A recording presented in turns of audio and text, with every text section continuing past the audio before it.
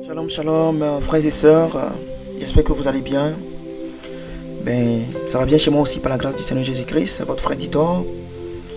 Et la dernière fois, j'ai eu à parler, j'avais commencé un thème, donc la grâce versus la loi.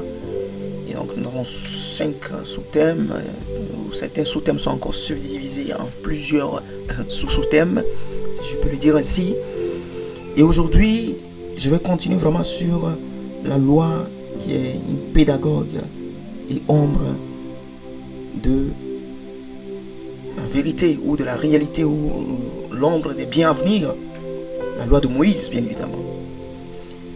Et avant de commencer, prions. Mais je veux bien aussi que vous soyez toujours comme ces chrétiens de Béret. Vous pouvez lire Actes chapitre 17. Alléluia. Qui écoutaient avec un esprit de recherche de la vérité et de connaissance de la volonté de Dieu. Alléluia. Père éternel, je remets en tes mains encore ce temps de partage de ta parole. Donne-nous un esprit assoiffé de ta vérité et de discernement également au nom du Seigneur Jésus-Christ. Alors nous parlerons sur la loi de Moïse qui est l'ombre des biens à venir. Et je veux qu'on lise premièrement donc dans Galates chapitre 4, versets 1 à 5. Paul dit: or, aussi longtemps que l'héritier est enfant, je dis qu'il ne diffère en rien d'un esclave, quoiqu'il soit le maître de tout, mais il est sous des tuteurs et des administrateurs jusqu'au temps marqué par le Père.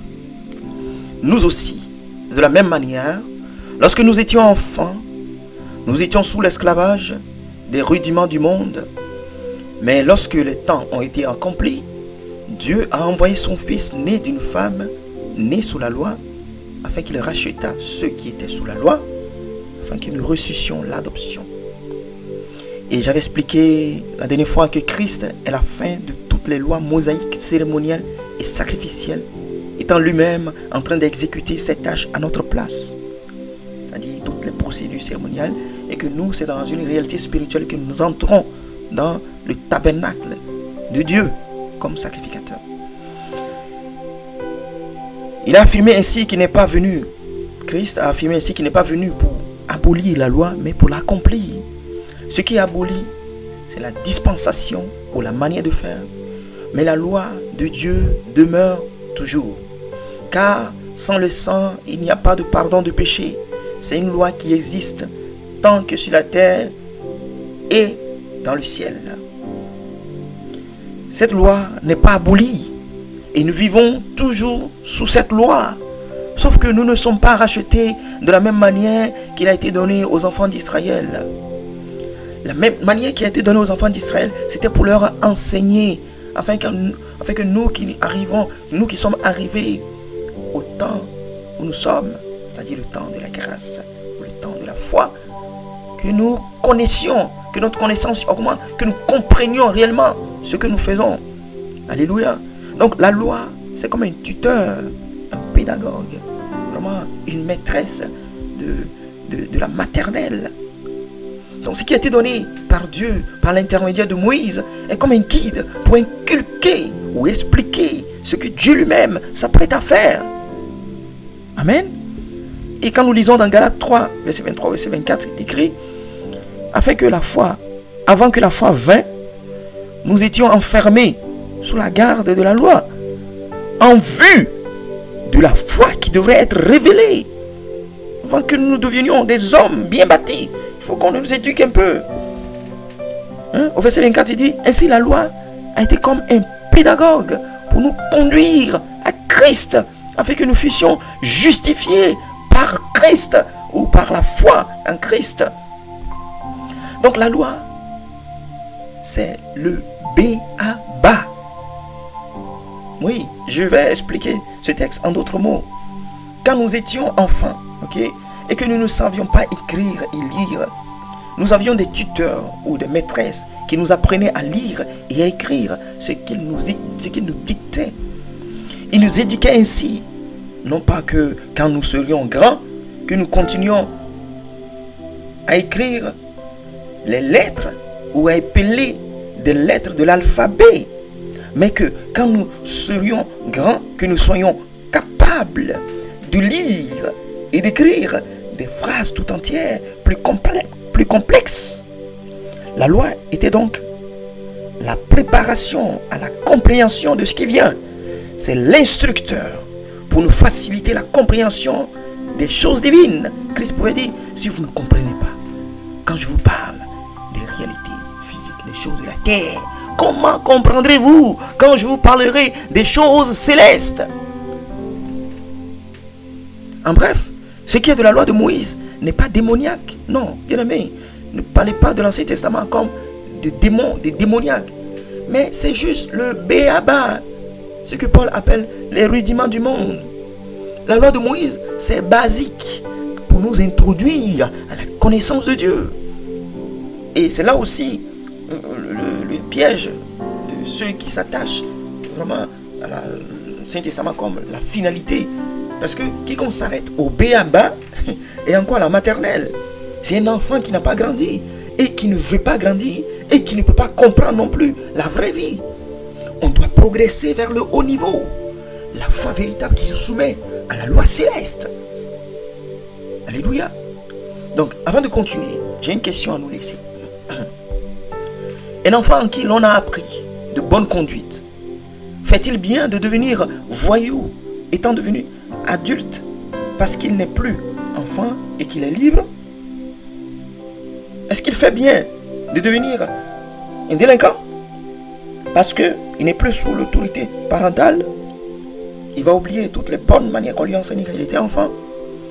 Est-ce que l'éducation que nous recevons dans l'enfance est pour être mise à la poubelle à l'âge adulte ou pour nous servir de repère quand nous serons grands? Proverbe 22, verset 6 nous dit, instruire l'enfant selon la voie qu'il doit suivre, et quand il sera vieux, il ne s'en détournera pas. Alléluia. Donc, la loi de Moïse ou l'Ancien Testament nous apprend à pédaler. Mais quand nous devenons grands, nous nous servons de l'équilibre acquis de l'apprentissage de ce vélo pour facilement conduire donc, des engins à grande vitesse. Par exemple, une moto ou une voiture avec plus de puissance. J'espère que vous comprenez ce que je suis en train de dire. Hébreux 10 nous dit au verset 1 et le verset 4 à 5 que en effet la loi qui possède une ombre des biens à venir et non l'exacte représentation des choses ne peut jamais, par les mêmes sacrifices qu'on offre perpétuellement chaque année, amener les assistants à la perfection. Car il est impossible que le sang des taureaux et des boucs ôte les péchés. C'est pourquoi Christ, entrant dans le monde, dit: tu n'as voulu ni sacrifice ni offrande, mais tu m'as formé un corps. La loi est l'ombre des biens à venir et non des traditions juives. Je veux que les chrétiens comprennent cela. Autrement dit, toute la loi, ou bien toute loi que Dieu donne, a une utilité et a une réalité dans le royaume de Dieu. C'est qu'il faut chercher à connaître par le Saint-Esprit afin d'être réellement disciple de Christ. Quand tu lis une loi dans l'Ancienne Alliance, dis-toi que soit elle est pour ton éducation, pour y obéir, soit elle est l'ombre d'une réalité en Christ. Je l'ai dit précédemment et je le dis encore. Il ne faut surtout pas vivre des milliers d'années en arrière en s'accrochant à la lettre, mais il faut vivre dans la révélation présente. Mais aussi, il ne faut pas jeter l'Ancien Testament à la poubelle, car Christ dit qu'il n'est pas venu pour abolir, mais pour accomplir. Et souvenons-nous également donc de l'école du désert. Je veux parler du peuple d'Israël quand ils avaient quitté l'Égypte pour se rendre à la terre promise. La loi a été donnée, leur avait été donnée pour les éduquer pendant 40 ans avant d'entrer dans la terre promise. On peut encore regarder ça comme l'ombre des biens à venir, mais le corps est en Christ. C'est-à-dire que Israël représentait l'image de l'Église qui, dans leur marche pour le ciel, Dieu les éduque également. Alléluia. Donc pendant notre pèlerinage ici-bas, après notre conversion, le Saint-Esprit nous apprend à penser, à agir, à marcher, à tout faire selon le modèle du ciel, afin d'être de bons citoyens d'en haut. Je résume.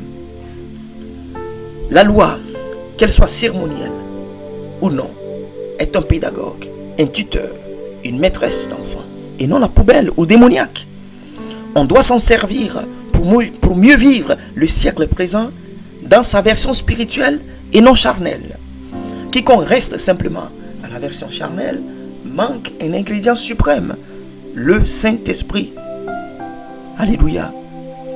Merci Père pour ta parole.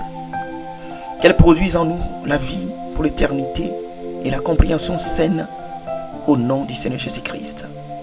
Amen. La prochaine fois, j'aborderai vraiment la question de la loi de Christ, ou la loi céleste, ou la loi de l'esprit de vie. D'ici là, que le Seigneur vous garde dans la révélation présente au nom de Jésus-Christ. Amen.